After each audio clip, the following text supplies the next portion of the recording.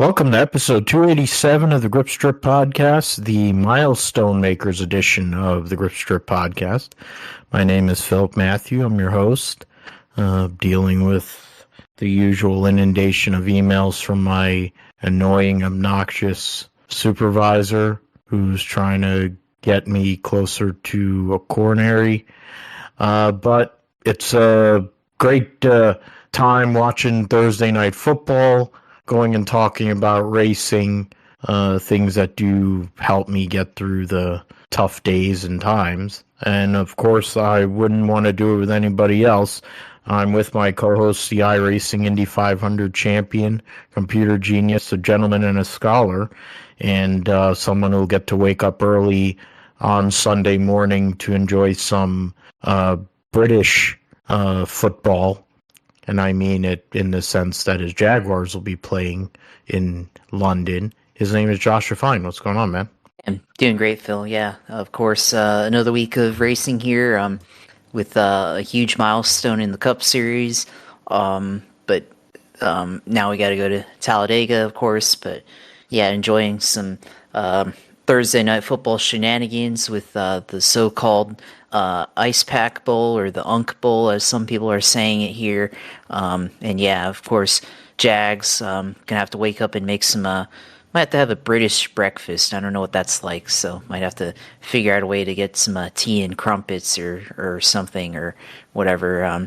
Although, yeah, I think there is only one football. That's American football. But no, yeah, throwing the flag there. But yeah, we'll get into it here. English fry up is the straightforward one, which is basically every meat you can find and just fry up, have some beans, have some stewed tomatoes and some toast and fry toast and really get your cholesterol moving. But even if you don't do that, you can just, of course, you can go to Waffle House and get something similar. To be fair, you can get hash browns smothered and covered and have runny eggs and the like, and you can kind of get the same thing. Speaking of diarrhea and stuff being stuck up people's asses, Denny Hamlin adds to his Hall of Fame resume by winning his 60th career Cup Series race at Las Vegas to lock himself into the championship 4 in the Cup Series. It was a race that was somewhat straightforward in terms of who was up front and who dominated, but the late race incidents or decisions kind of brought about what we saw. Only 3 cautions for cause. So we'll get into that, and there's another touchdown. At least it wasn't a Jamar Chase. T. Higgins scores a touchdown, so bad interception thrown by Aaron Rodgers in a double coverage, and momentum switch, NFC North or AFC North battle, basically Cincinnati's whole entire season on the line. Oh man, that is some really poor coverage. So the Bengals win this game, they still have a reason to compete. If they don't, then, which I think I'm kind of rooting for on the off chance the Niners still have a chance, after what was one of the ugliest games I've seen in recent memory out of the 49ers. And losing Fred Warner in the process. But we'll get into the Cup Series race. We'll also get into Aric Almirola winning the Xfinity, getting the 19 car into the Owners' Championship at Phoenix. News stories that have come out earlier this week or during the day. We'll go over NFL Week 6 for both of our teams. Not a positive day in terms of our actual teams, and fantasy wasn't, at least on my end, wasn't much better, I don't think. So we'll get into all that. The Bathurst 1000 was one of the more epic Bathurst 1000s in recent memory. Shocker for a winner. A lot of people who you usually don't expect to make mistakes making mistakes. We'll talk about that in the roundup, along with Petit Le Mans, last race of the 2025 IMSA season. NHRA was at Dallas last week before they take a couple weeks off to go to Vegas. Only 2 races to go in their season after Dallas. Then World Superbikes were in Estoril last week, and they're going to end their season at Jerez this week, the last race for foreseeable future for Toprak Raskat-Lioku. World Rally Championship will be doing the Central European Rally, and then MotoGP, Moto2, they've already started the practicing there at Phillip Island in Australia. First practice has already taken place there. We'll make our previews and picks for the Talladega and so Chargers, San Diego. So it'll be in the LA Chargers hosting the Vikings, maybe with possibly with JJ McCarthy back at that point. Tate Fogelman algorithm comes out of hibernation last time for 2025 before it takes a fall and winter solstice of sorts. Hibernation. Hibernation before the Daytona 500 and the Daytona triple header. Josh will let us know all things going on iRacing and gaming in the sim segment. NASCAR 25, of course, is out there too, and then we'll call it a day. So let's go over to Las Vegas, the South Point 400. Early in the race, Hamlin had qualified on pole. It was an all JGR front row. Chase Briscoe took the lead early from Hamlin, and then through a cycle of pit stops, lost the lead because of a slow pit stop to William Byron, who then took over. Then after the first caution for a stage break, it was, lap 80? Yeah. Kyle Larson took over the lead, and basically from then on for a good amount of the rest of the day, it was Kyle Larson. He won Byron won stage 1, Larson won stage 2. They led 30 and 50, 184 of the race's 267 laps. Briscoe led 57, and so that was basically the majority of the race. Hamlin did not get a good start, and then but in the end, 4 tires stop. There was a late caution that saw a bunch of teams. Was around the lap 246 caution, so that was 20 some odd to go.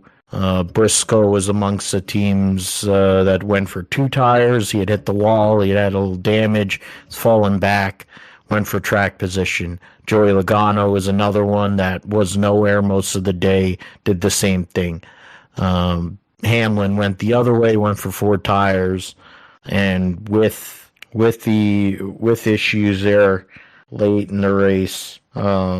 The lap 237 caution was when they all pitted. Then there was a multi-car incident after that. So then it was the last, 14 laps under green flag, and that's when Hamlin ended up going out there, getting the job done. Hamlin with his 60th career win, his, his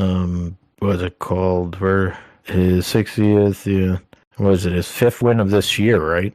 6th win for Hamlin. 6th win this year. All right, thank you. And so, and he gets himself locked in the final 4. Larson ends up 2nd, Bell 3rd in a photo finish with teammate Chase Briscoe, Tyler Reddick 5th, giving Toyotas 4 out of the top 5. Joey Logano 6th. Alex Bowman had one of the fastest cars. Of course, all the Hendrick cars, 3 of the 4 Hendrick cars were really fast. Kyle Busch was absolutely nowhere for most of the day and somehow finished 8th. Brian Priest 9th. Brad Keselowski from 34th to 10th. Buescher was 12th, so all the Roush cars right there Gumby Cindric 11th. Noah Gagson was 13th. Richard was 14th.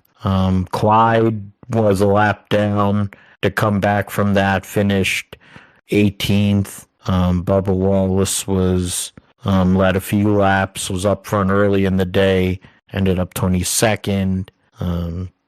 Byron, who got destroyed. Wow, that's a number on her. But Byron, who got destroyed, running the low line, trying to race with around Ty Dillon, who was well off the pace, and then in the process got the spotter fired, which I guess we'll talk about in a little bit. But Byron loses out on what would have been a huge day for him points-wise. And then Ryan Blaney blows a tire and hits the fence early in the race, loses a lot of points. And it seems to be a consistent trend for Blaney every single year in the round of 8, having some sort of turmoil at Las Vegas, and then being in a position where he has to go to 2 of his best racetracks and probably win.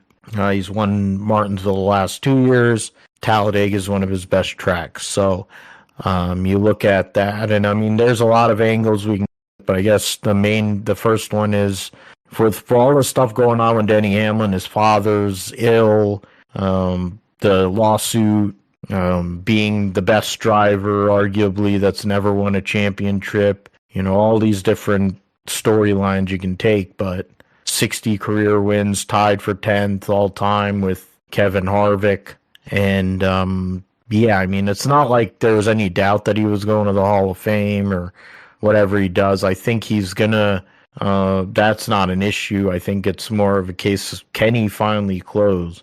And the decisions that Chris Gale has made this year, and the energy, even after what was a pretty terrible round of 12 for the 11 team, to come out. They didn't have the outright pace. They lost the lead early and were never really a factor to get the lead back. But they were able to strategize their way to a win, which in the past, in these kind of spots with some of his other crew chiefs and with Denny, he hasn't been able to do. And now, whatever it is, why it is, Denny went out there and got the job done. He tore my heart out with 6 to go, and he passed Briscoe and took off, because I was like, that was the chance right there to get into the Final Four, not have to sweat the next 2 weeks.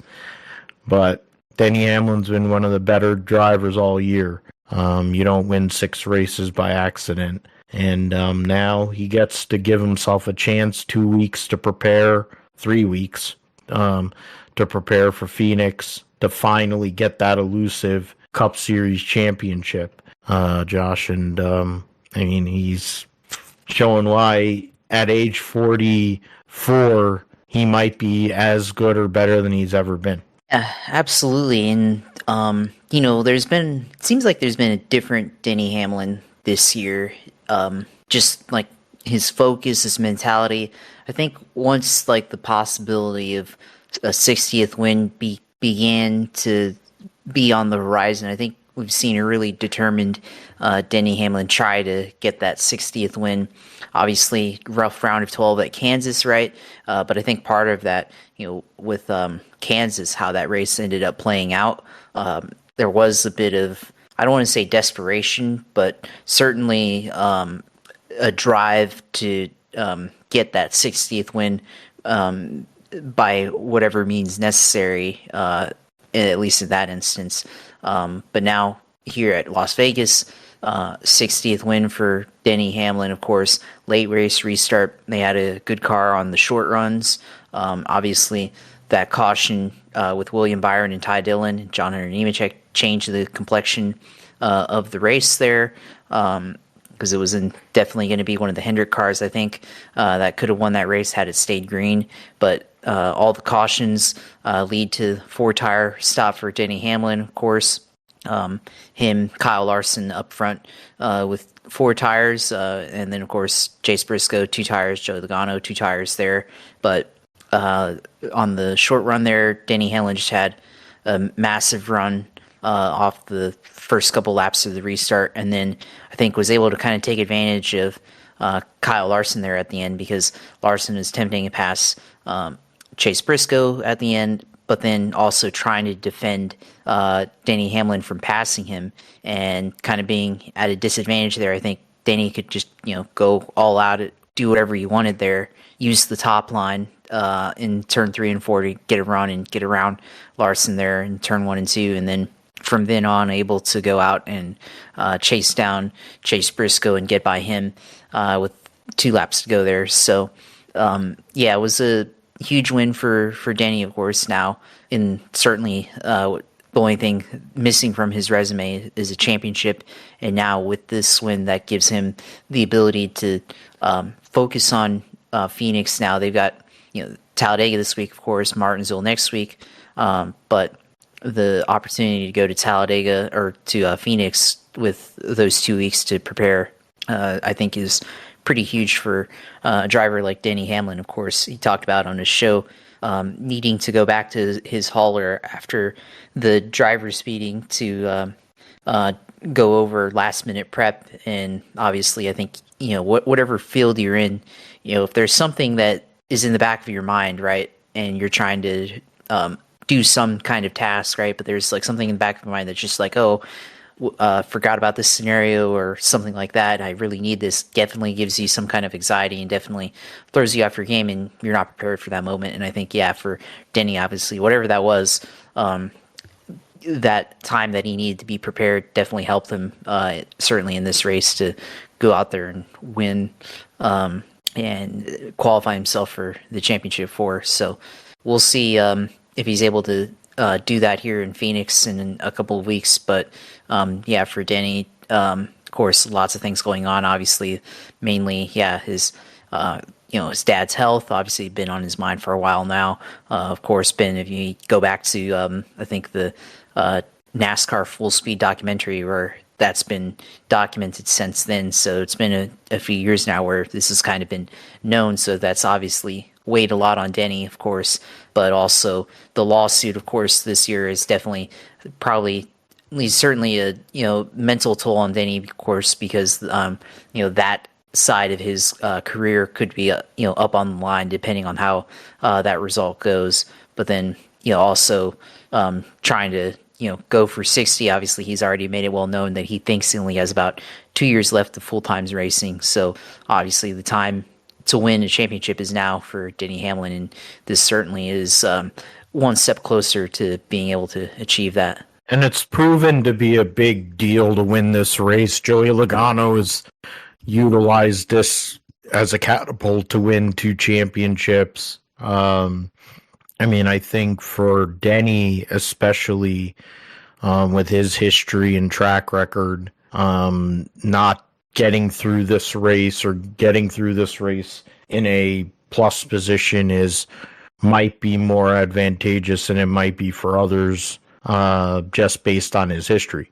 But if it isn't for that, with everything going on in his life, to kind of clear the plate, give himself 3 weeks to kind of set things up, try to see if he can get his whole family over there, build it up to whatever, and see what can happen. Because I remember 2010 when he had a chance, and that was his first real opportunity to win the championship. And it was Phoenix, the next to last race at that point of the year, where they probably spit the bit. They definitely spit the bit and gave up an opportunity where they lost a lot of points to Jimmy Johnson, who then the next week, when Denny Hamlin and Mike Ford at that point was his crew chief, spit the bit in that race, had issues with the car and all that, proceeded to assist in handing Jimmy Johnson 5th consecutive Cup Series championship at that point. But, then that was the first time. of what has been many years and many opportunities that have gone by the wayside for Denny Hamlin. He's had to watch Kyle Busch go and fade, not being a closer and then winning 2 championships. He's seen Matt Kenseth go in there, lose a championship when he had a chance against Jimmy Johnson. Truex also. Justin Chris Bell, now in more recent years, having chances, but not to the level that I would say like Denny Hamlin or Kyle Busch or whatever would have had. So we'll see what happens with that. I mean, it's Talladega's going to be, I wonder, I mean, he wants to win. I think he would want to win all the races, but I wonder how, if he were to go out and like run full force, let's just say, to try and run this thing out, is it more of an advantage for him to isolate 2 Hendrick guys in the 5 and the 24, or would it be better for him if some other guys that are in the playoff, or maybe a non-playoff guy, gets a victory too, and he helps a non-playoff guy get a win, especially this weekend? But I don't think that'll be an issue at Martinsville. I think a playoff guy will win at Martinsville no matter what, but we'll see what happens with that. I mean, the other story, of course, was Blaney having issues again at a 1.5 mile racetrack with tires and strategy. They were talking about how the Penske team, the 4-car Penske effort, which includes a 21, they basically had split off to where the 12 was working with the 21, I believe, and then the 22 was working with the 2 or whatever, whichever it wanted. And the 21 was nowhere. The 2-car was up front initially. I think in qualifying they had qualifying, or no, they were nowhere in qualifying, and then they were able to make something of it in the race for Gumby Cindric. And then Byron, which, I mean, they kept on replaying it over and over again with Ty Dillon. Ty Dillon didn't go and put a hand out. They were probably 30 laps down. I don't know what the hell, however many laps down. The car's dog crap. He said it as such. He didn't put his hand out. His argument was he told the spotter, or the spotter said that he had told the spotter, Brandon Lines, for Byron, that they were coming in. Now, in terms of Ty Dillon and the way he was coming into the pits, there was no real notification or thing that he was going in. Then on top of it, he was slightly higher line, maybe about, I guess, a foot off the white line. And I mean, I know for you, Josh, in terms of driving in the sim, there's probably certain protocols you'll get on the radio, or you'll do an all chat and say pitting or whatever it is. I don't think Ty Dillon helped himself by any means the way he handled his end of it. But then you add the fact that supposedly the spotter said that he had told the 24 spotter, and then in turn, I don't know if there's audio. I'm sure that's been played, whether it's on NASCAR radio or somewhere, where they found the radio for Ty Dillon, but it affected the race. And now in the term, I mean, the thing for Byron is he could go out there and win one of these next 2 races. He's won at Martinsville. He's won 2 consecutive Daytona 500s. I think he's won at Talladega. Maybe if he hadn't, he's been close. So the notion is he can go out there and win. Is it hard? Yes. Same thing for Ryan Blaney. But it's not a good situation for either of those guys. Heading into Talladega, knowing that they're up against it. Joey Logano's in the same spot. Basically, an Elliott. I think it makes Talladega one of the more interesting Talladega races in recent memory, because you have these big-time guys under duress, and the strat that they might have to play, you know, focusing on stage points versus, you know, track. is definitely going to affect things, I would say. But what are your thoughts on that in terms of what happened to those guys and what they might have to do moving forward? Well, yeah, I mean, I think we can all agree that that caution affected the race in a lot of ways too. Not only for the winners, but guys who were having good runs on the day. Example like Shane Van Gisbergen, who was running top 10 again and starting to figure out the ovals, right? But subsequent caution after that William Byron crash caught up in a big one in turn one and two on the restart. So definitely took away from his race there as well. So yeah, it definitely affected, but not only that race, but it also affected the championship as well. And certainly, yeah, we're debating, of course, right now the championship playoff elimination format versus the full season 36, right? And I mean, even in that format, that would have definitely created a lot of drama there, but. Yeah, for Byron, who had just lost the lead to Kyle Larson, NBC showing him losing the lead and then cutting to the crash happening, or just after that, and Byron's in it. He's out of the race. Of course, Kyle Larson was in the lead there, so that definitely we could actually be talking about if had that not happened, the miscoordination there with the 10 car and the 24 spotter. Could be talking about Kyle Larson today, winning and him etching himself into the Final Four, and Denny still needing to, figure out a way to win here at Talladega or at Martinsville in his home state. So there's certainly that possibility too.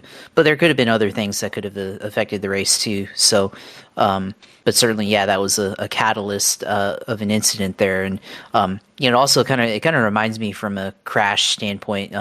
Mark Martin at Lowe's Motor Speedway back in 2006 with J.J. Aley and hitting the wall head on like that on turn 4 with Yaley just suddenly trying to pit, and Mark Martin. I think that did affect his championship in 2006 as well, because he got taken out of that race which that was about the midpoint of the 2006 chase right there. So that was what I kind of thought of there like that. But yeah, for Ryan Blaney, of course.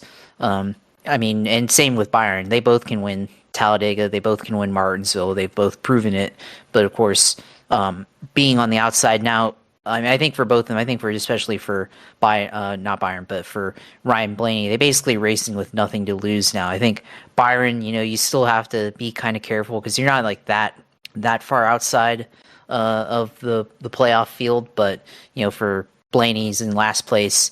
Now for the cutoff. Now just go out there and try to make something happen on Sunday. So yeah, especially at Talladega, he's been good at there before. He's won many times in the past, and certainly like we saw 2023 that helped him get to the championship.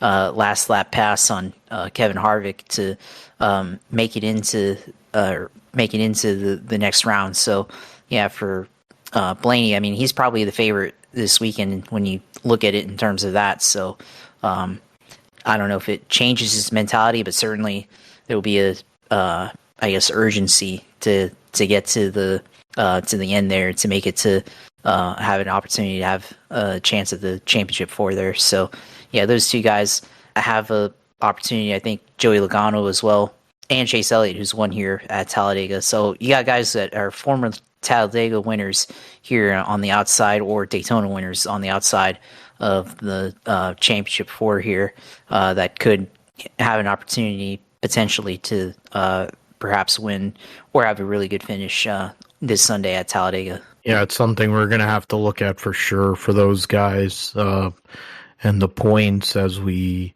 move forward, which we'll get to right now. The points there. So yes, so Hamlin in, overall point leader by 4 over Larson.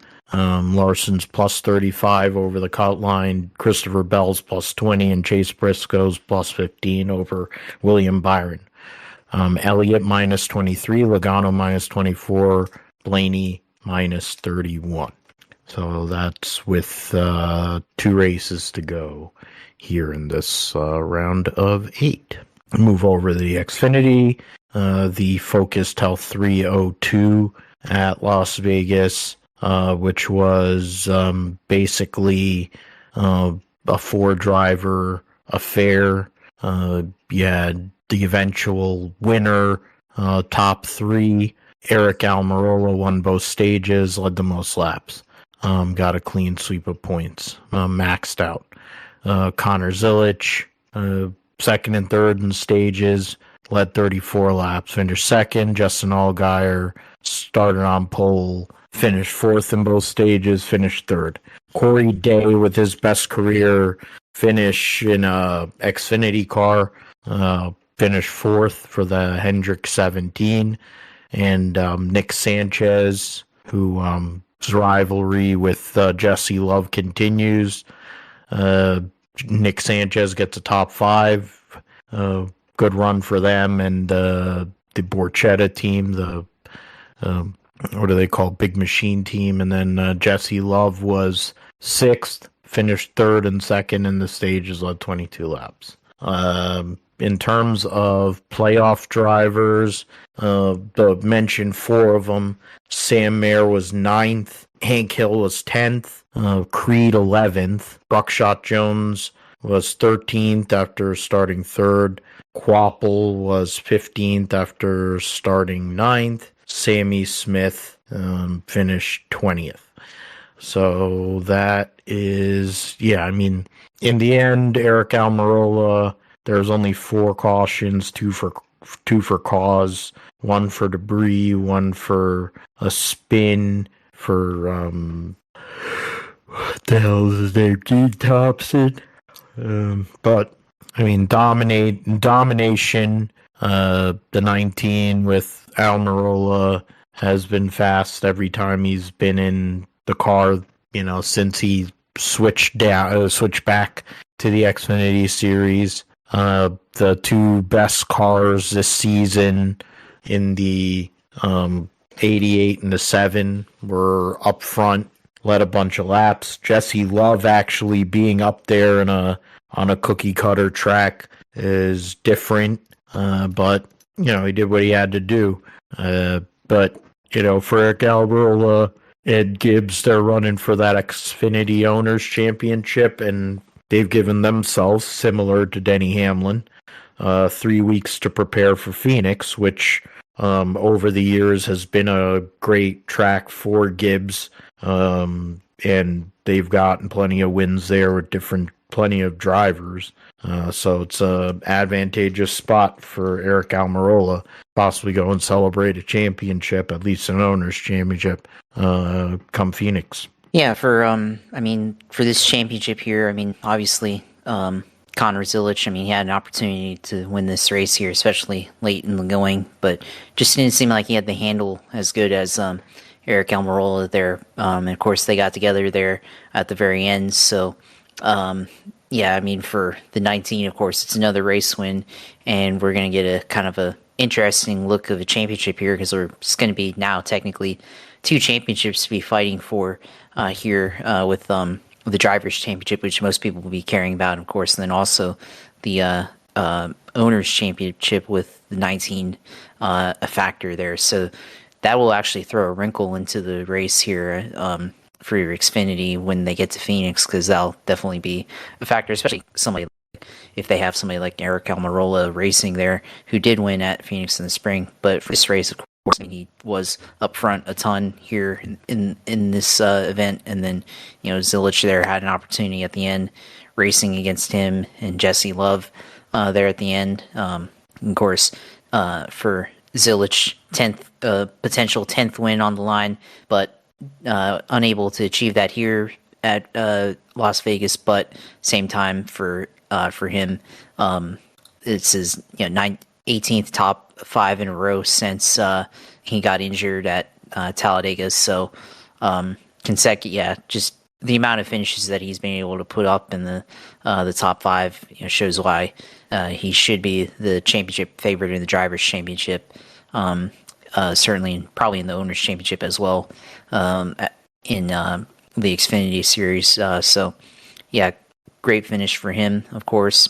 Allgaier right there, right behind him, also led laps, of course. And then, for the rest of the field, obviously Jesse Love, who had words with Nick Sanchez after the race. He was up there. So, this was, definitely a fairly interesting race to watch there, even with it being in, with Zilich's dominance and the 19 having a better race than everybody as a spoiler there, kind of to the Drivers' Championship. But for the rest of everybody else, I mean, Sanchez could have had an opportunity. Well, no, he couldn't, but certainly an opportunity for a good showing. I think guys like Carson Kvapil they're definitely going to have to make something happen at Talladega. Sheldon Creed, another guy that has had relative success on the super speedways, obviously hasn't won yet. So those guys still need to have an opportunity to win here.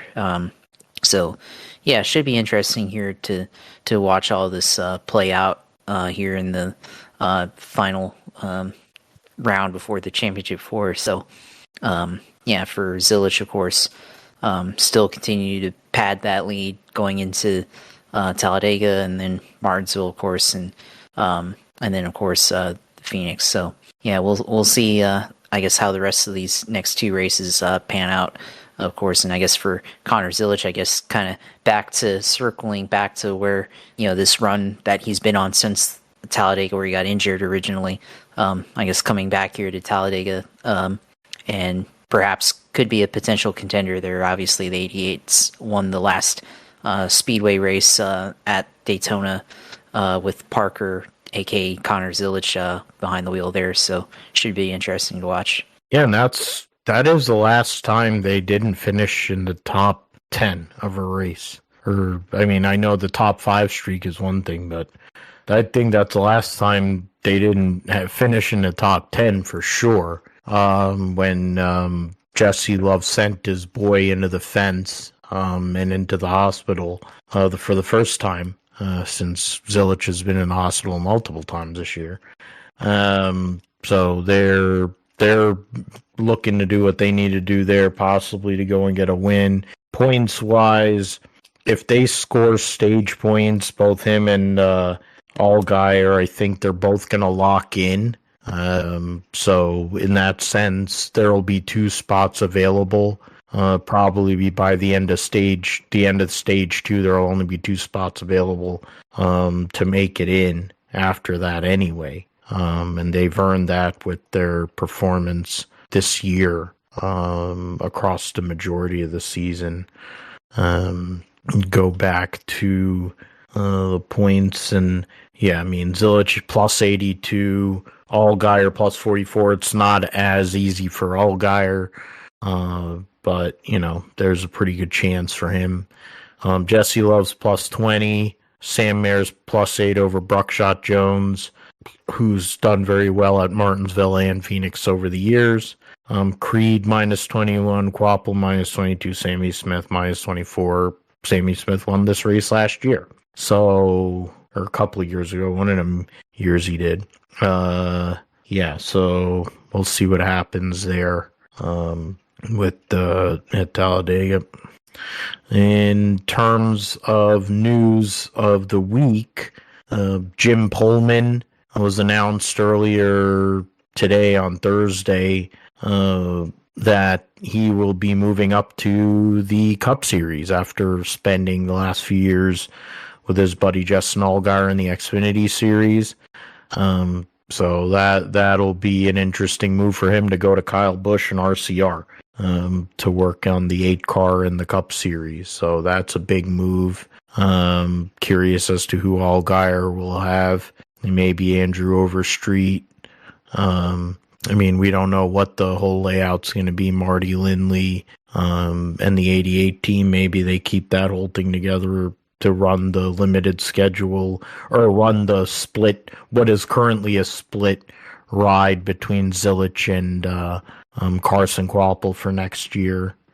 So to be determined. That's a big news item that came out earlier today. And then Also, Brendan Butterbean Queen, who's been running for Colleague Racing and is going to finish out the season after winning his ARCA championship earlier a couple weeks ago, after winning 8 races, is going to be the first driver for the Ram, Colleague Ram program.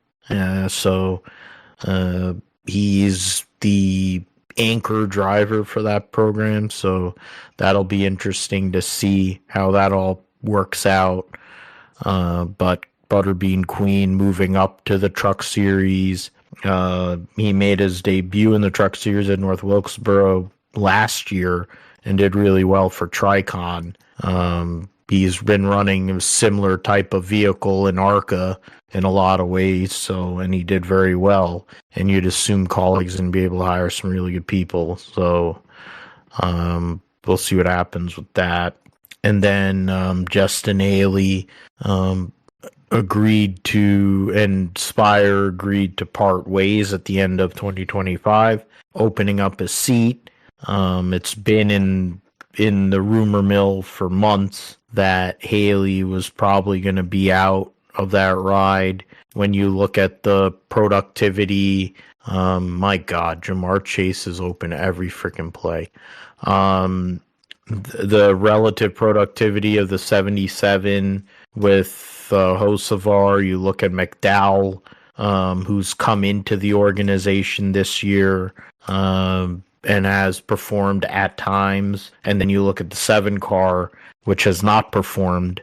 They got rid of Corey LaJoie last year after years of general lack of performance. And then, of course, Hocevar being there. And now Hocevar's better. And then you add Michael McDowell. And we'll see what happens with the 7. I mean, Josh, I get your thoughts on all 3 of these points.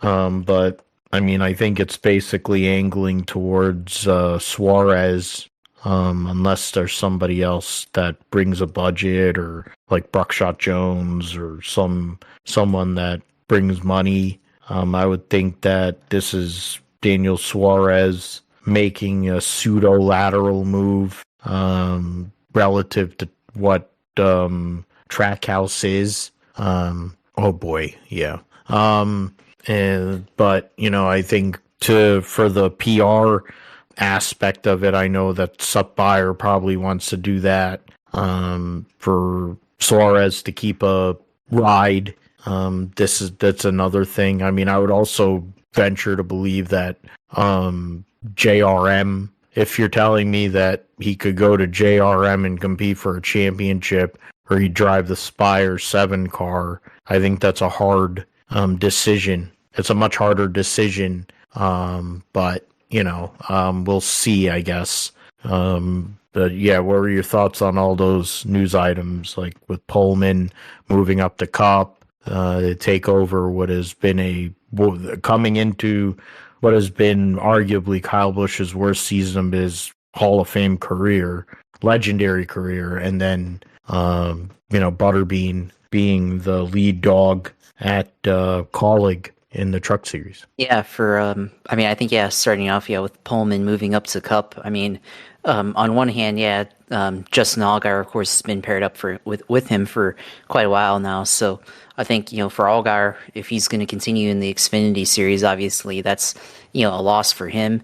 But at the same time, Dale Jr. kind of designed Junior Motorsports to be a place where guys move up and get promoted up into the Cup Series and get that opportunity. And obviously, Jim Pohlman's won a championship, won several races with Justin Allgaier in the Xfinity Series, and I think it's definitely a good opportunity for him to go up to the Cup Series with one of the legendary drivers in that series with Kyle Busch, and try to get Kyle Busch back on track.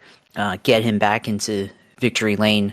Obviously has not had that opportunity in the last 2 seasons now, and get him back to his winning ways there. So, but we'll look to see if that's able to happen, and if they can get whatever's missing that Kyle Busch has lacked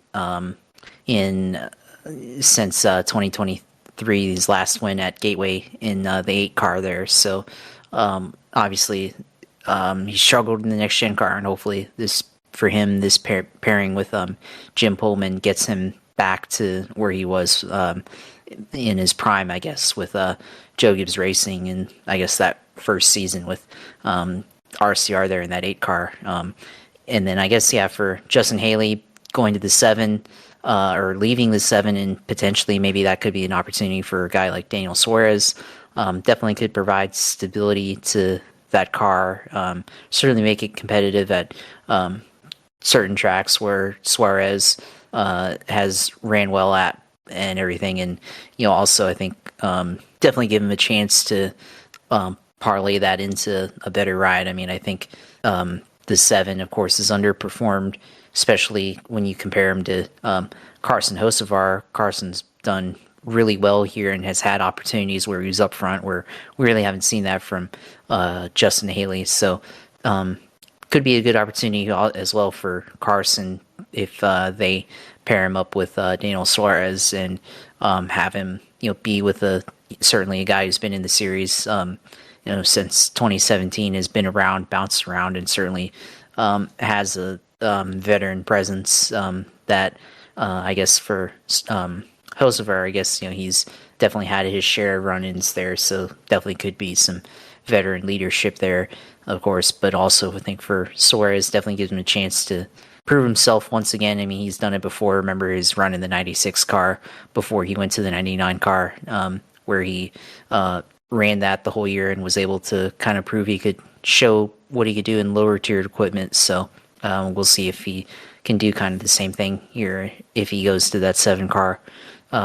Or potentially, I mean, obviously you said he could go to the 9 car for Xfinity. We've talked about that. That's also an opportunity. We've shown he can still win, of course, like he did at Mexico City earlier this year. So definitely, I think that's certainly a possibility as well. And for Butterbean Queen going to the Truck Series with Collie and Ram, I mean, I guess, it's a pretty predictable there to say the least. I mean, I think it's definitely time for Brandon Queen to be in the Truck Series full time, and it's definitely an opportunity with Colleague, and definitely gonna have a lot of support with Ram. I think could be some growing pains earlier in the year with Ram and Colleague being a new team, but I think a driver like Butterbean, who's cut his teeth on short tracks in the Cars Tour and in the ARCA Series, I think is definitely a guy that they can lean on to, I guess, be the anchor for this new truck group going forward here for the next couple of years as he tries to build his way up potentially into an Xfinity ride, or potentially even into a future Cup ride there. So definitely interested to see how that opportunity turns out next year. And plenty more to be announced between now and probably the end of the year in terms of drivers, crew chiefs, and sponsors for that Truck Series effort. Of course, you look at Doorsport is one team. Of course, they've already announced Crafton's retiring, and that you're going to have Ty Majeski moving over to that truck. They'll probably just move everything. They'll just switch out whatever, and it'll be the 88 Menards truck. But then you have to replace Majeski in that truck. And you're probably going to be looking for someone with a budget or something like that, or, so there's going to be a lot of changeover in the Truck Series. Corey Heim isn't going to be full-time. I don't think he's continuing the Truck Series full-time for another year. I figure if he's going full-time anywhere, it'll probably be in an Xfinity car. If TRD actually knew what was good for them, that's what they would do. Put him for Sam Hunt or some other team. Or if Ford knew what was good for them, they'd go and sign him and tell Penske to go and start an Xfinity program again. But that's a whole other deal. And then Butterbean not going, or that, what's it called? You have Caden Honeycutt's going to move over basically into that 11 truck, I think, next year. So, I mean, you have two great late model guys, current top late model guys in prime vehicles in the Truck Series. So there might actually be a little bit more intrigue now in the Truck Series to get around the fact that they have god-awful coverage and announcing there. All right, so we'll get into Week 6 NFL, even though it's the start of Week 7 already. Bring up why the heck? Okay, so we have the NFL there. So, oh man, yeah, Spencer, talking Spencer Rattler, the week before, trying to go through the schedule. Go to Week 6. Yeah, and the Giants destroy the Eagles on Thursday night previous week. The Jets and Broncos setting professional football back a few years with whatever the hell they did there. The Ravens finally benching Cooper Rush. I'd like Eric DeCosta to explain why they thought picking up Cooper Rush as a backup was the right idea instead of just going with Snoop Huntley. Panthers going and beating the Cowgirls. Rico Dowdle putting one on his former team. The Colts going to 5-1. Much to the chagrin, I know, of you, Josh. Also having the Seahawks going into Duval and being able to get that victory. Kind of not the most ideal of performances for your squad there. And I can't say anything. The Niners tried to fight, stay alive, but essentially Fred Warner got fucked up, got his right ankle fucked up, and that was basically it, because Mac Jones was under duress all day, like Tom Brady, like Peyton Manning, like anybody who's under duress. They get happy feet and then they make really bad decisions. And he turned the ball over, and it's the second loss this year. And in both of those losses, they lost a turnover battle. They hadn't forced a turnover or hadn't forced an interception in a long time. They finally got one of those. But, the Buccaneers were just a better team. They lost their number one receiver in Ibuka.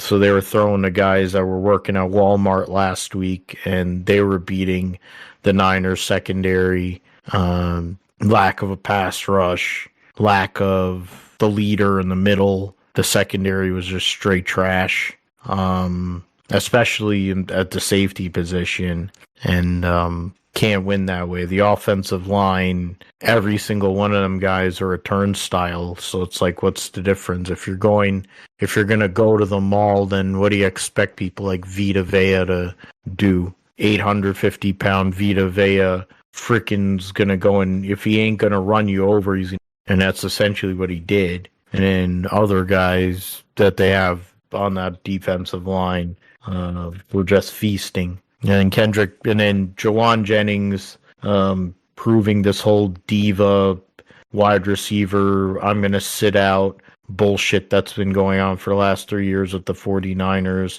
First it was Deebo Samuels, as Mike Robb likes to call him, and then he ceased to be a relevant player. Now he goes to the Washington General Redskin Commanders, and now he's kind of back to being something.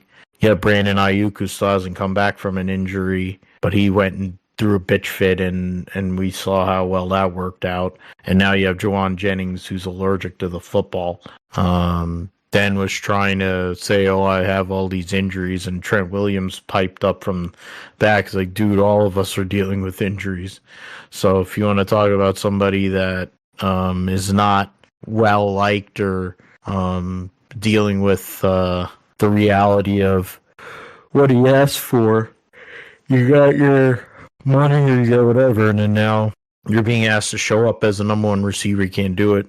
And that's a problem. So, and it's just a comprehensive. Honestly, Jacksonville gave us a greater beatdown, but Tampa Bay is a team that's going to be competing in January for sure. Losing that game and of course, the bigger problem than the loss, honestly, fundamentally, is losing the leader of your team. And that's what they did, losing Fred Warner. I haven't felt great ever since I saw and heard that. My thoughts about the season have gotten to be pretty grim. I'm starting to focus or try to focus more on fantasy because I do not see a light that involves the Niners going anywhere. Even if they were to win the division, the Eagles haven't really figured it out yet. You have Green Bay, Detroit, Tampa. They just lost to Tampa. I mean, so that those are teams that are up there, and I just have a hard time believing the Niners are going to be able to go either on the road or try and hold off any of those teams come January with as short of short of staff, but like short of bodies that can really compete. But we'll see what happens, I guess. Go to fantasy. Fantasy.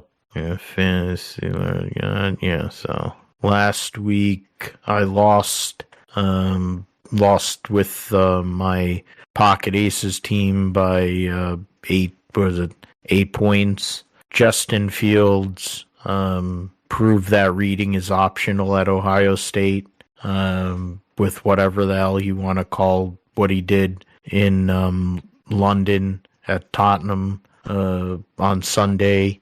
J.K. Dobbins was also in that game, and that was also a complete waste.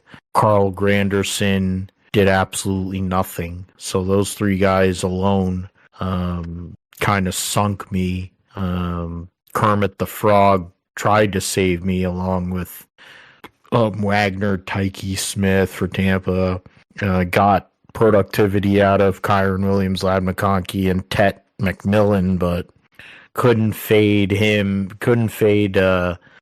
Steve with Jaden Daniels and Dakota Prescott, and getting great productivity out of all of his IDPs there. And my faithful to the Bay team, last week I got destroyed by like 30 points by the team that currently leads. The league is tied for the lead. It's a 3-way tie for the lead in the league right now. So now I'm a full 3 games back. So as Dan Hicks always likes to say, a full 5 shots behind. The one league that I'm doing well in is a league that I didn't even draft. So maybe that's a sign. And that was with me leaving Daniel Jones on the bench, having Stafford, who basically did nothing. You got Garrett Wilson, who had 13 yards on 3 receptions, and then Quinshon Judkins in that Pittsburgh game, began with Cleveland against Pittsburgh. Oh man, that was a great throw. Pratt Fryermuth, look at that. That was a great throw there. So now it's still a game. I somehow or another and I lost, I won that game and that was more a case of he had 2 guys that are on the IR active on his team.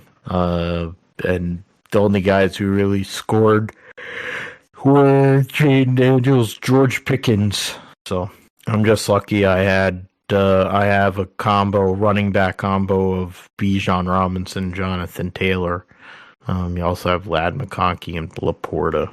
So I left a lot of points on the bench. So it's interesting. But how about you, Josh? I know for Jacksonville, losing that game was rough, but still in the mix, still in the fight division-wise against the the Colts. Yeah, for us, taking a loss to Seattle, not the best, especially coming off the win from the Chiefs, but they were in it, in the fourth quarter, so hard to ask for more than that to be in a position to have that. But then once the fourth quarter came along,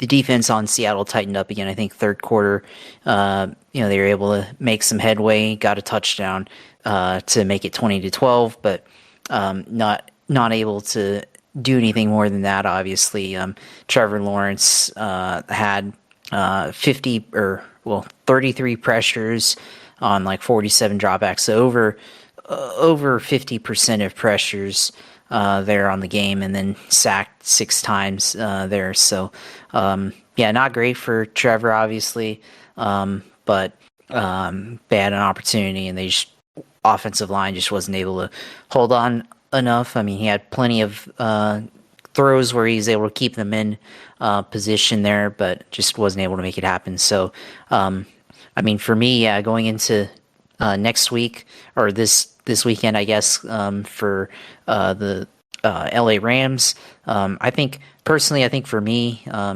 I think the Rams, if they are to beat the Rams, it would probably be more significant than defeating the 49ers or the Chiefs. Obviously, both those teams were really good, but I think because Jacksonville has based their offense, or their playing staff, their offensive staff, general manager from LA, Liam Cohen, had a stint in LA. Definitely, I think if they are to defeat the Rams, it would be more significant from that point of view, because they're definitely influenced. A lot of their philosophies, play calling, influenced by the Rams, team building. Obviously, the whole forget them picks mentality from the Rams that Les Snead had adopted on their run to the Super Bowl. There. So definitely, I think James Gladstone trying to employ the same identity mentality there.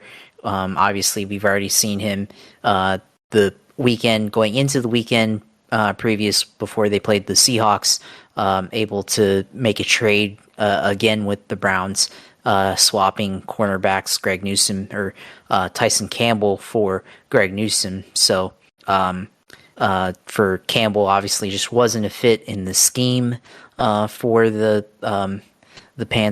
Jaguars. So Newsome, I guess, better in zone than Tyson there. So Tyson just didn't really have the ball skills. I think there was just too many plays where they were in zone coverage where he just wasn't able to keep track of the ball in the air and let the other receiver who he was covering pick up the reception there for however many yards there. So great tackler, though, just not able to figure out where the ball is a lot. So I think he's just better as a man corner. Obviously, Jags on defense got a zone coverage scheme there. So for Jags, there's still an opportunity for them to make a trade.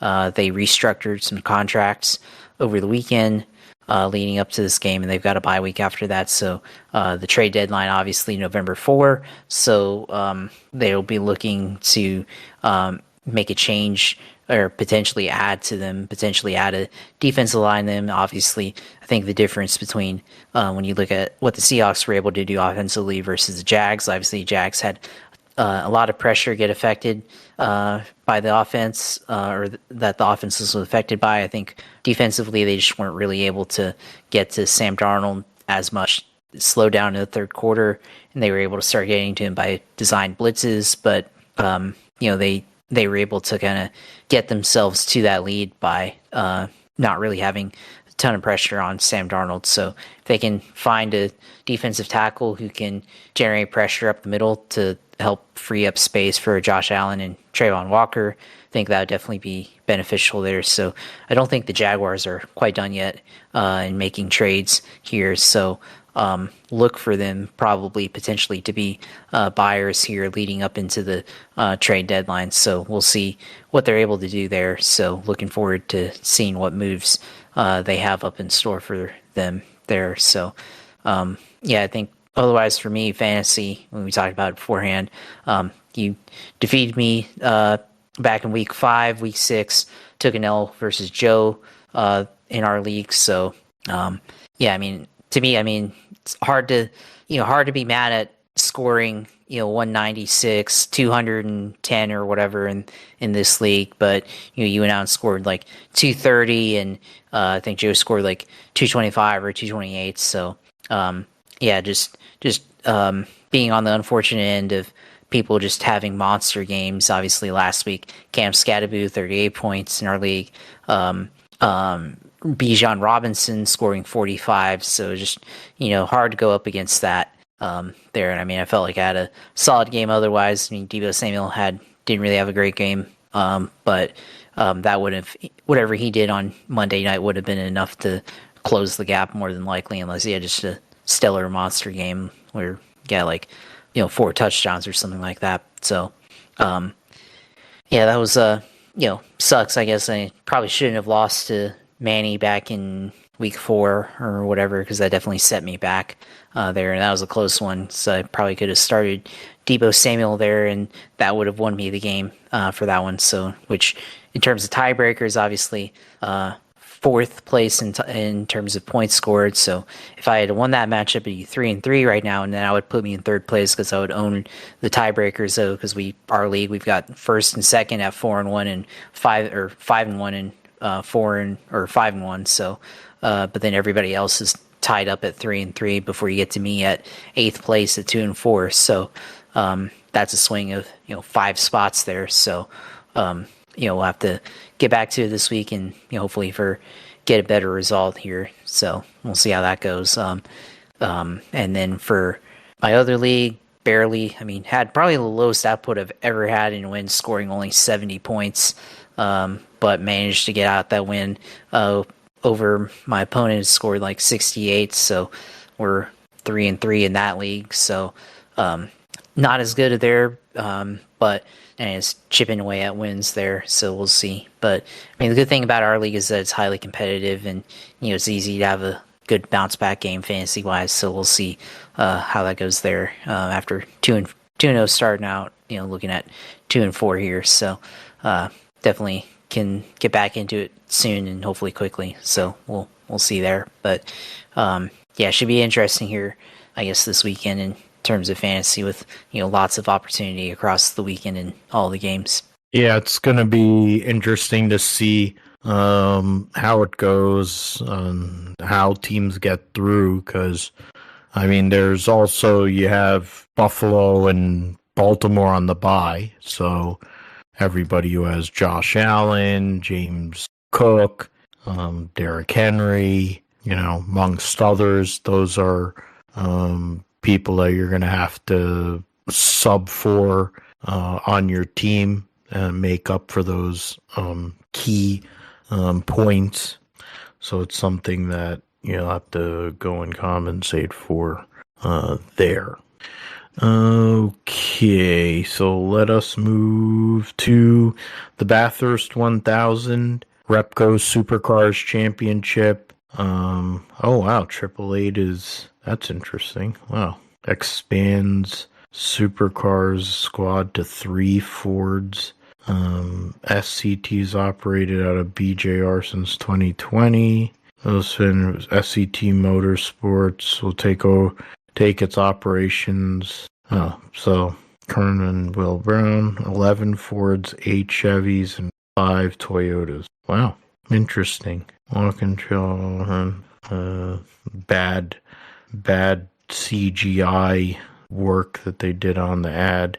Ender Jack Smith, Jackson Evans, and SCT parting ways out of Evans, SCT Brown, Andrew Jones, nephew Brad, and SCT's Motorsport program.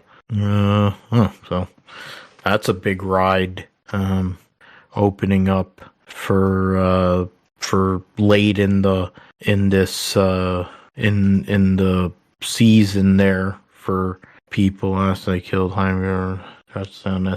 So there was a thought that they would get that combination, but okay. We'll get back to the main point, which was the Bathurst Grove Supercars Finals field. Yeah, that's like the new playoff format, the Supercars Finals, which saw Matthew Payne and Garth Tanda in the Penrite Racing Ford get the victory at the Bathurst 1000, win the Endurance Cup in the process.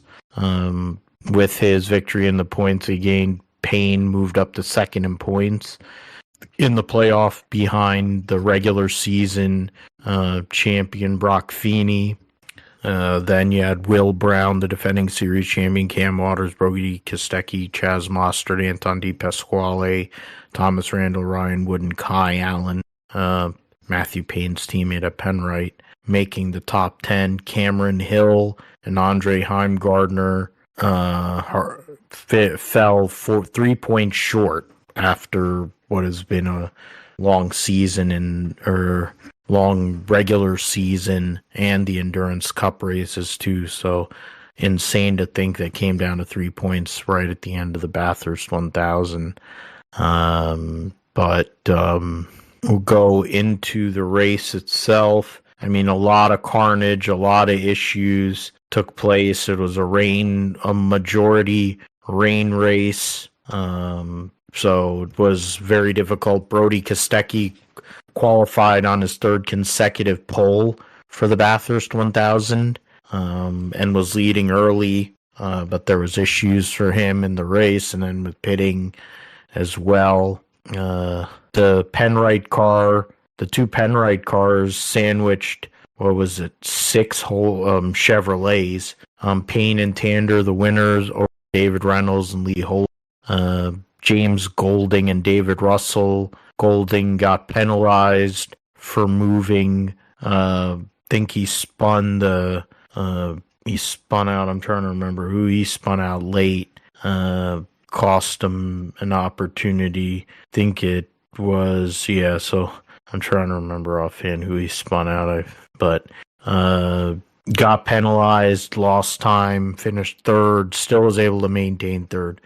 Cooper Murray was fourth, Cameron Hill was fifth, Brock Feeney, Jamie Whincup sixth, Andre Heimgardner and Declan Frazier was seventh, Kai Allen, Dale Wood eighth, Aaron Cameron, Zach Best was ninth, and then Craig Lowndes and Zach Bates. Craig Lowndes in his last race for 888 finished 10th.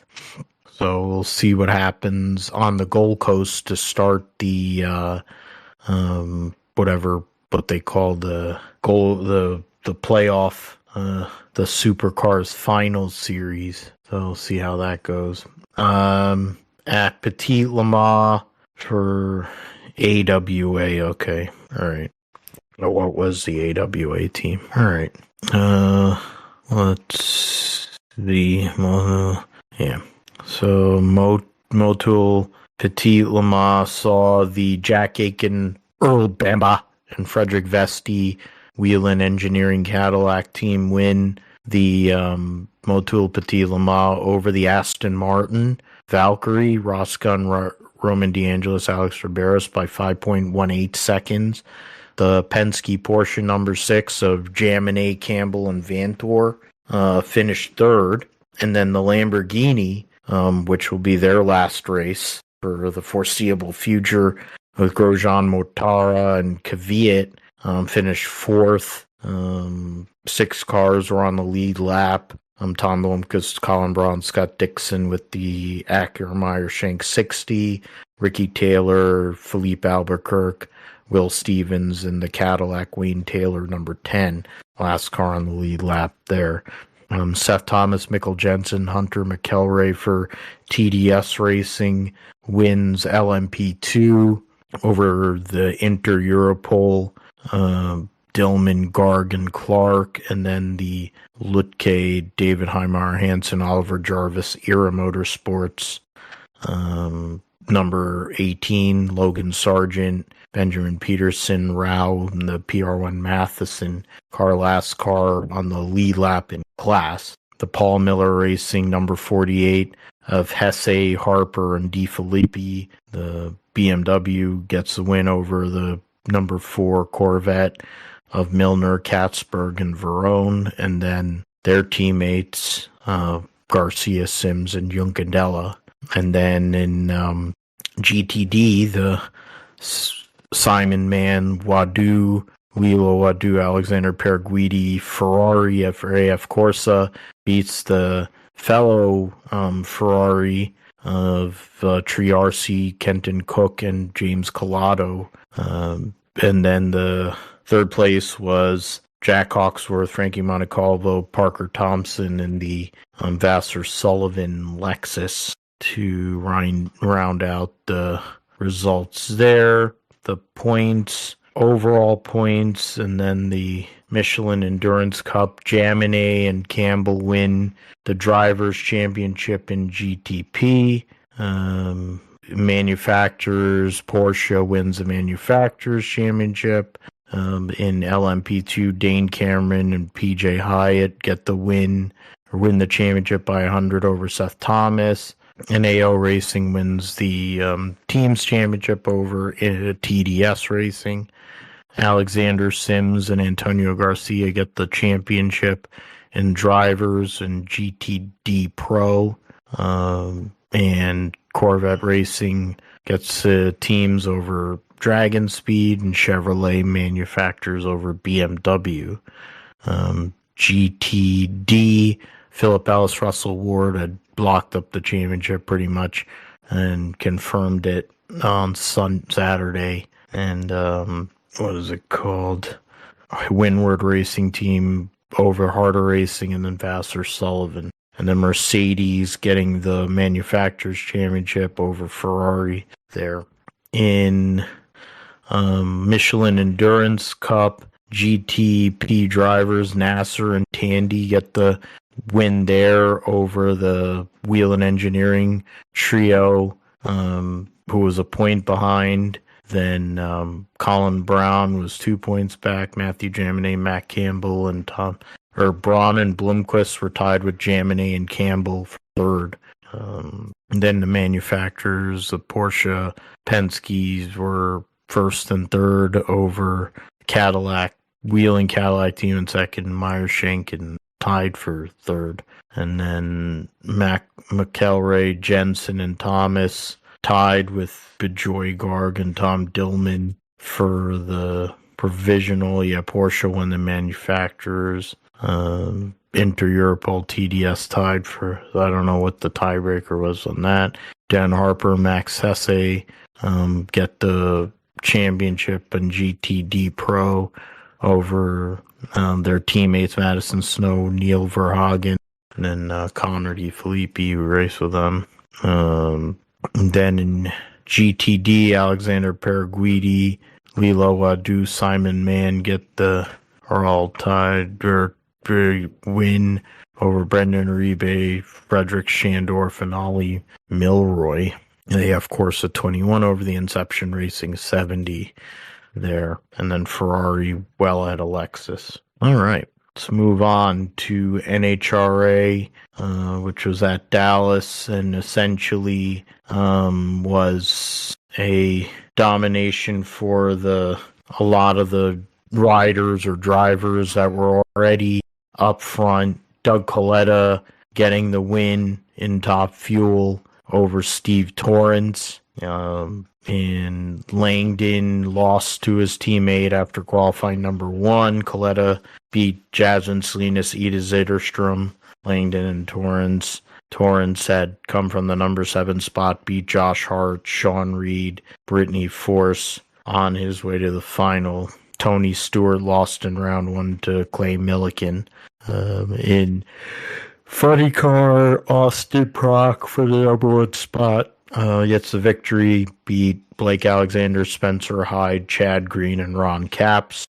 Capps had went from the number 2 spot, beat Alex Laughlin, Cruz Pentragon, and Daniel Wilkerson on his way to the final. Then in Pro Stock, Dallas Glenn from the number 3 spot beat Cody Coughlin, Eric Latino, Jed Coughlin, and then Aaron Stanfield. Aaron Stanfield beat Eric Enders, Matt Hartford, and Anderson on his way to the final.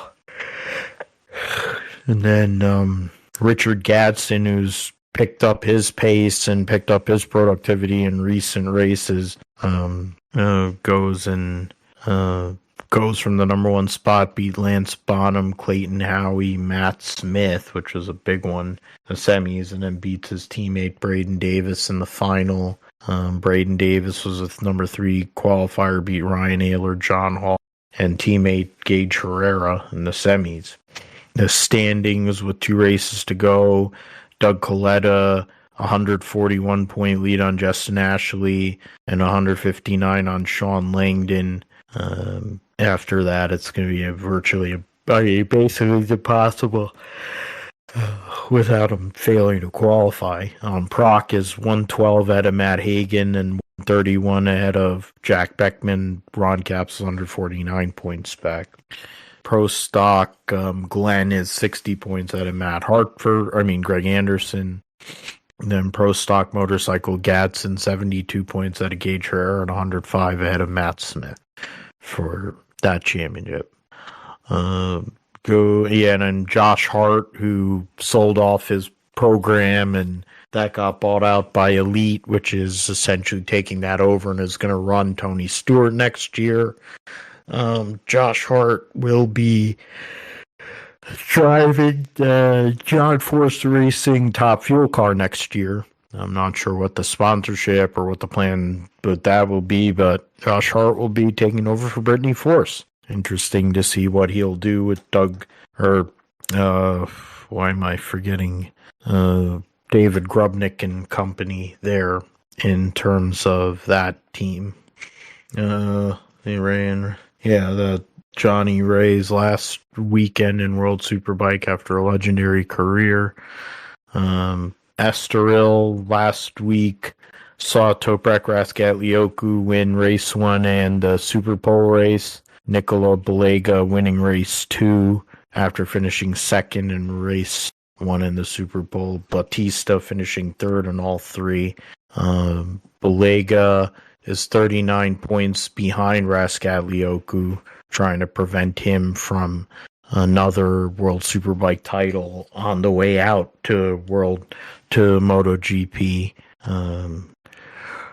Something here. Garrett Gerloff 15th in points, 3 points out of Ray, 10 points out of Scott Redding, 4 points behind Iker Lackawanna. No need to have an epic weekend to do anything of that. The WRC will be the Central European rally.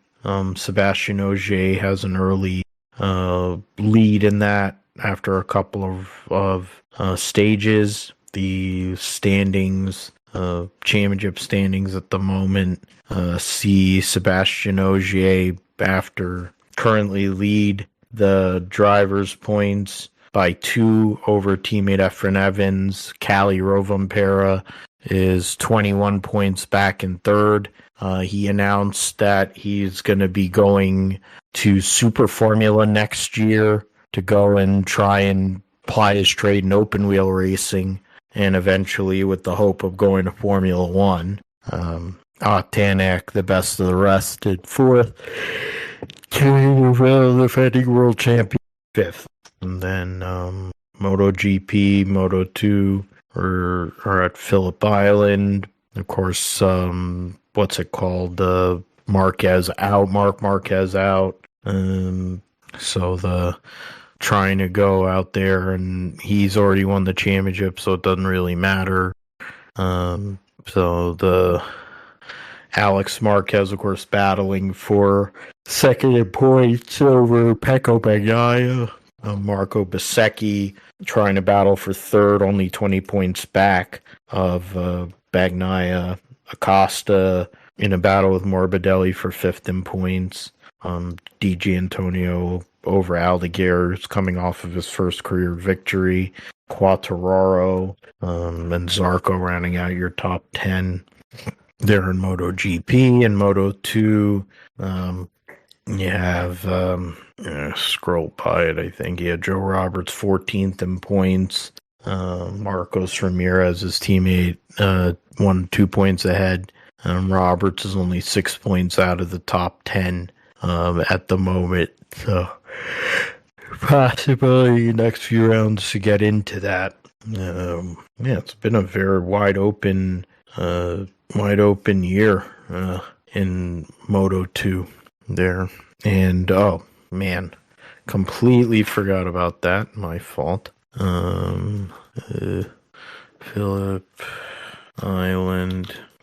And yeah, so Josh will get back to regular programming, and we have to talk about the U.S. Grand Prix Formula One at COTA.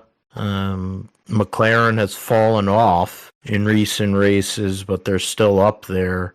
We've seen some other people, other teams out there trying to make a dent, but I mean, of course, the constructors is over, so now it's a straight fight between the two drivers for the championship.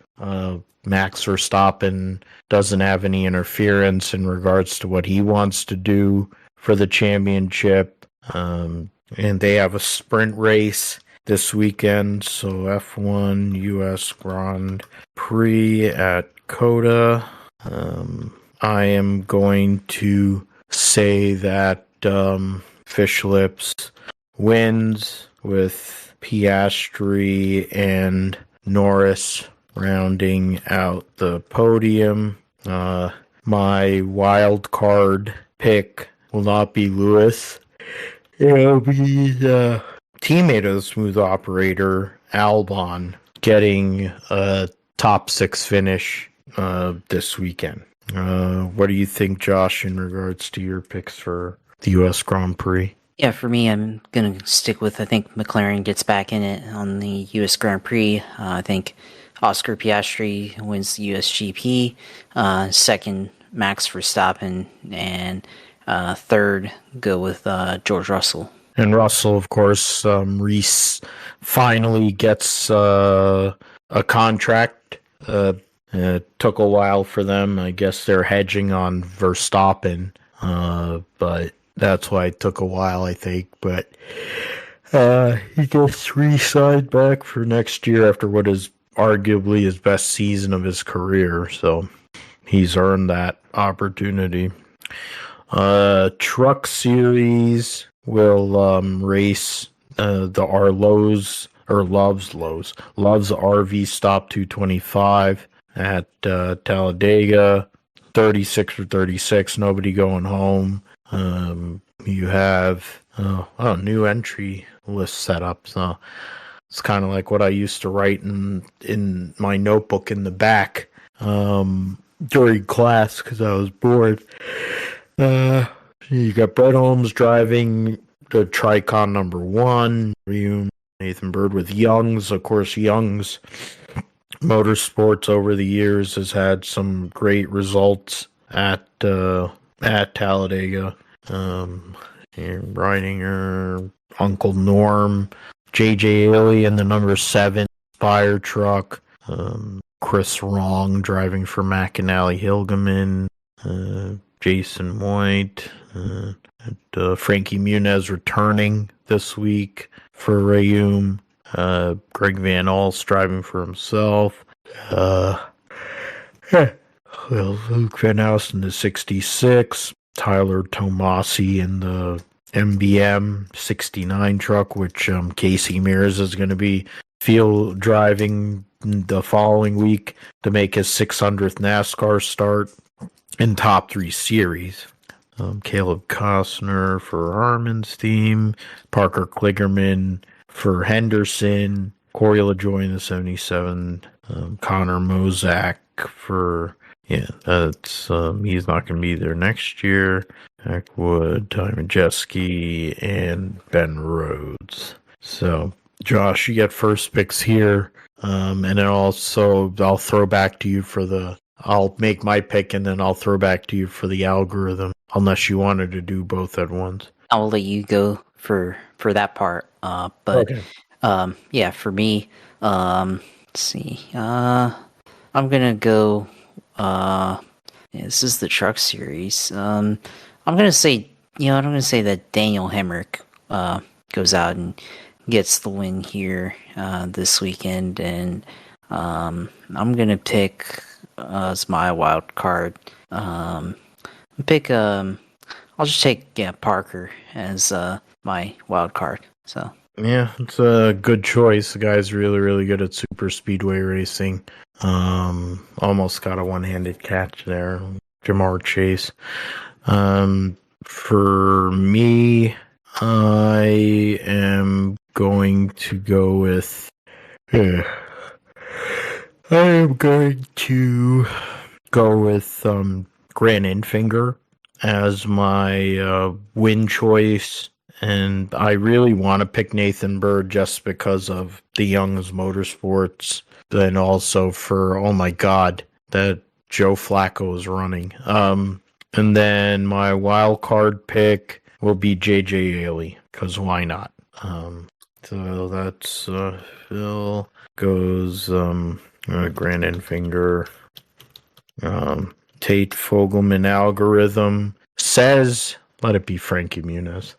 it says a Ford, but it's not Frankie Muniz. It picked Ty Majeski, the 98, to go this weekend. I also, so while we've been talking here this show, I also went to ChatGPT and wanted to see what it would come up with. And, I gave it the entry list and said this race for the Truck Series should have a higher amount of randomness than usual for a super speedway race because the Truck Series has the lowest skill level of all the top 3 series in NASCAR, and it's led to low-tier drivers. I mentioned Tate Fogelman winning a race after several wrecks on the final lap of the 2021 Truck Series race at Talladega, yada, yada, yada, and, spit out some stuff and said after running the simulation with the adjusted parameters, the straight up pick for the truck race at Talladega is Grant Enfinger. So ChatGPT gave a very reasonable analysis here and says Grant Enfinger will win this weekend. Wow. Enhanced Tate Fogelman.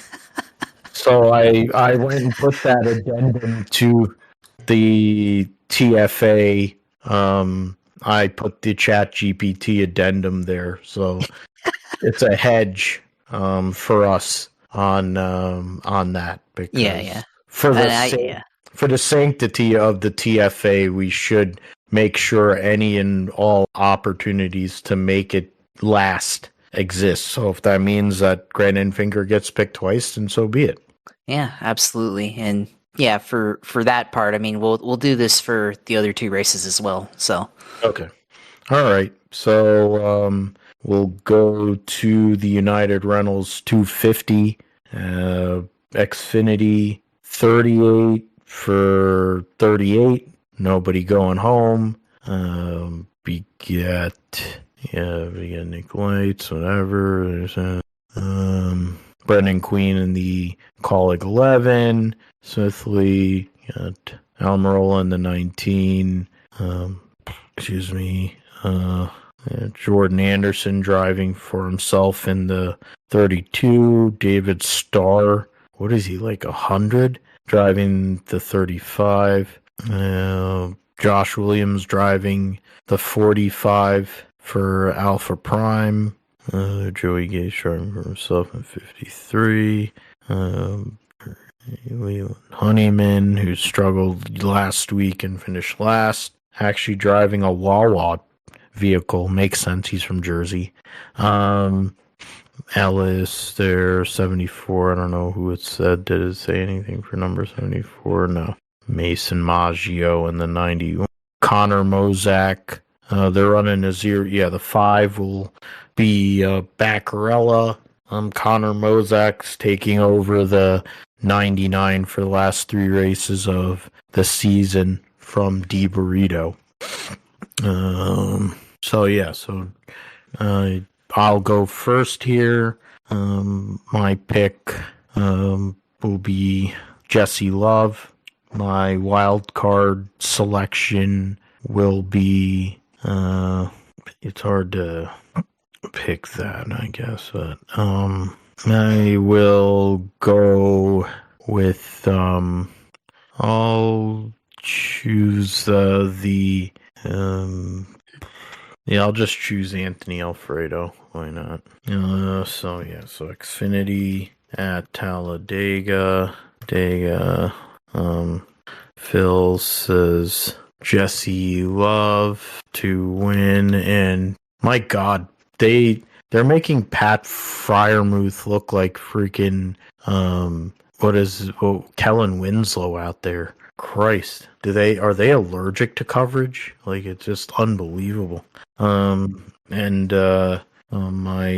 wild card pick is Anthony Alfredo. How about you, Josh? Yeah, I'm going to say that Connor Zilisch comes back to Talladega. This is where this whole run started. Wins here to lock himself in to the championship 4 here. So, as if he wasn't already locked in. So, yeah. I'll pick him. And wild card, I'll go with Ryan Sieg. He's always a guy who can run up front here. Yeah, Sieg. Wild card. I have to edit that. So while I'm editing the picks, gives you time to run the Tate Fogelman algorithm. Yeah, Tate Fogelman algorithm selects Jeremy Clements. So here, yeah, that's where the randomness comes in. So yeah, Tate Fogelman says Jeremy Clements, and then same thing for Chat GPT says that Sammy Smith will win this weekend. Well, I mean, Jeremy Clements has won at Daytona before. Yep. That's true, yes. And he's someone that you just never can count out in some of these kind of spots when things get kind of wonky. And then Sammy Smith, of course, won last year. So at Talladega. So it's not all solid so far, I gotta say. Nothing too insane has gone on here with these picks. Series at Talladega. Josh, you get first dibs here on who to pick for the wait a minute to go through the Yellow Wood 500 40 for 40. You have the 4 open cars are Hank Hill and Anthony Alfredo for Beard Motorsports, Casey Mears for the MBM Garage 66, and BJ McLeod driving for himself and Live Fast Motorsports.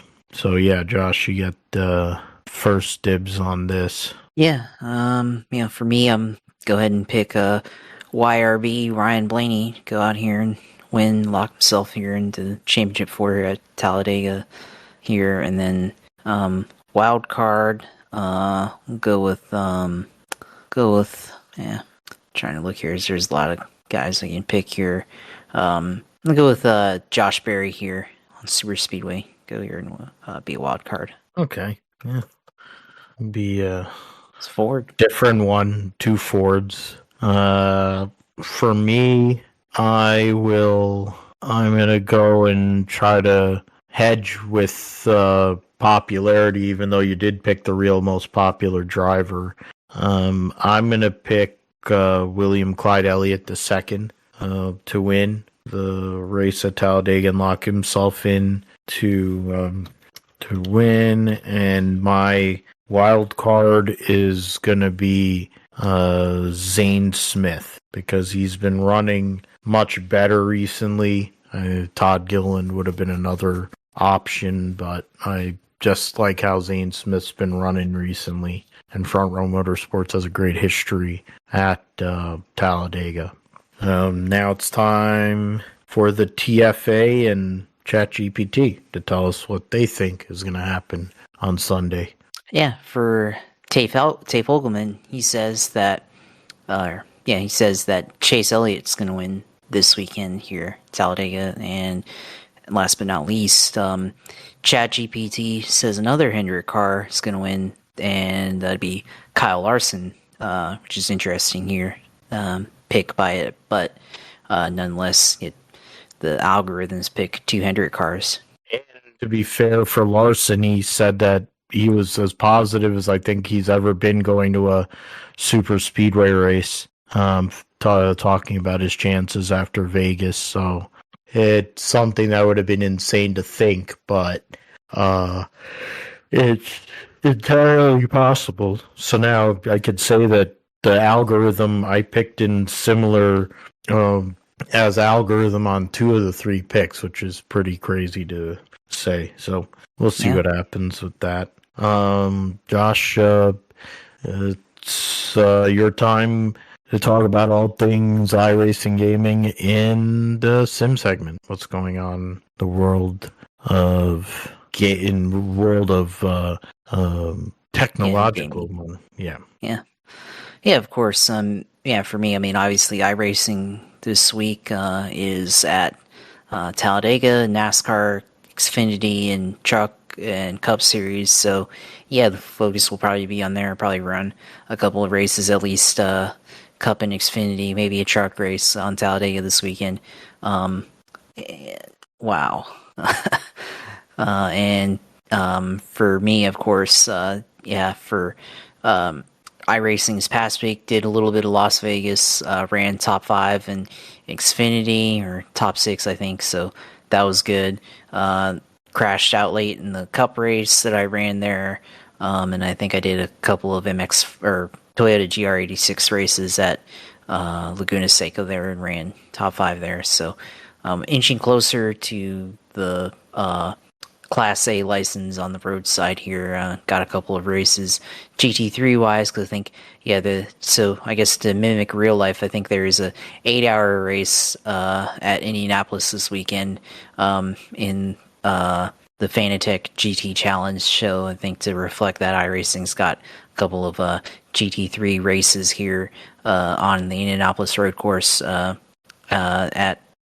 Indy, so there's a handful of 40-minute and 30-minute races here on the Indianapolis road course. I may do some of those to try to get closer to picking up that A-class license on the sports car side there. So looking forward to that. And of course, running a bunch of Talladega on iRacing, as I like to do. Of course, a couple weeks ago, won in the 87 car there on last lap move on a restart there, so that was good there. And of course, the big news in NASCAR gaming this week has been the release of NASCAR 25. Of course, lots of content creators coming out with video of it and showing gameplay and stuff. It looks interesting, of course, and definitely looking forward to playing it. Still, I mean, I was talking with Joe about it, and looks like he's been playing, as I saw his Discord, and said he was playing it on Xbox, so have to get with him and see what he thinks. I have not gotten it yet, but that's because my PlayStation's still out of commission, so I'm trying to get that fixed.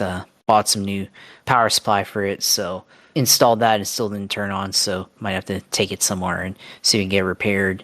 Trying to avoid straight buying a new console, because I don't really want to do that, so think it still could be fixed. Probably just a short somewhere on the circuit board that they're gonna have to go and resolder and everything with a capacitor or something like that. So we'll see how that goes, but and hopefully we can get that fixed so I can play NASCAR 25, because if I do, I'd like to probably try to give a review of it or some kind on there, try to give my opinion on it, but it does look pretty good from what I've seen. I mean, seen some things with the AI. I don't know, if you run long, like on a full length, like fuel run, how does the AI react to that? Some of the crashes do look kind of randomized there, especially the AI just like spinning out at random. But I think a lot of times it does kind of mimic the randomness that does occur a lot of times here, especially late race cautions. Especially in NASCAR, so I do think there is a bit of realism there.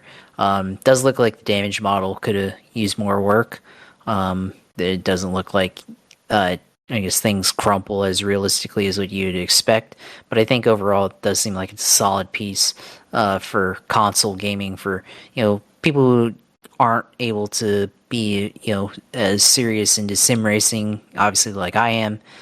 Don't have the the ability to go out and get a wheel or dedicated PC there. There's always the ability to just grab your controller and play that way. So, which is obviously that's how I learned growing up, playing on PlayStation for the EA NASCAR games there. So, hopefully this pans out well, and which obviously looks like a lot of people are entertained by it. So, hopefully people get it and they can download the game and play, and hopefully that'll help the fan base in that regard expand on that note. So definitely looking forward to playing it whenever I am able to get to it. So the other big thing on iRacing this weekend or this past week is they released the demo for this game called iRacing Arcade. So it looks like a PC and I think it will be released on console arcade version of iRacing. So looks like that got released as a demo. So probably will be looking at playing that at some point. Kind of looks like a Mario Kart type version of iRacing as well. So should be fun to play if you want to be more of the, even more casual than NASCAR 25, which is I think probably going to be towards kind of the same crowd that plays, Gran Turismo on console, or NFL or NBA 2K, on console, be playing NASCAR 25. But I think, for even more casual that, just kind of want to, that Mario type crowd, I think iRacing Arcade will be appropriate for that crowd. So, definitely looking towards something like that, potentially getting that as well. So, that's sim racing this week, of course, as Evan McPherson goes and gets that one there. So, for me, of course, probably be looking at Talladega here on iRacing, of course, stream that at Twitch TV/USailor2. So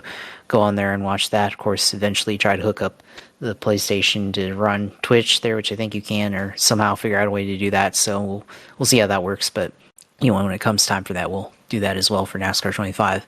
And then, of course, Twitter page at JP Huffine, and of course, the YouTube page at Gripster Podcast on there, and then, of course, photography at Josh Huffine Photography on Instagram there. So, looking forward to this weekend here at Talladega, and we'll see how everything runs, and we'll see who's the next guy to get into the championship for here this weekend, and of course all the exciting football matchups that we have on the weekend as well. Yeah, absolutely. And you can also see in the world of college football who gets fired next in terms of head coaches.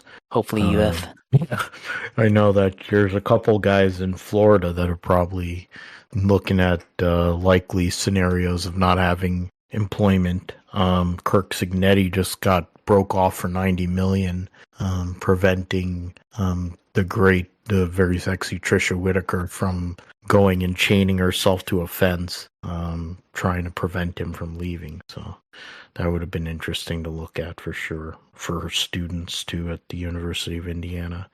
You can find me at PGMGSP28 on Instagram, PGMatthew28 on Twitter. Find the Gripstrip Podcast, of course, on our YouTube page, as Josh mentioned, and at Gripstrip Podcast on Twitter, GSP1428 on YouTube, and then PhilipGMatthew.com and Podbean.com.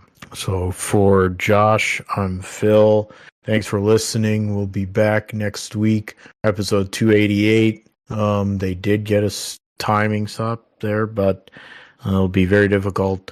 They need a few more yards to see if they can go and make this happen. But for Josh, I'm Phil. Thanks for listening to Grip Trip Podcast, and we'll see you next time.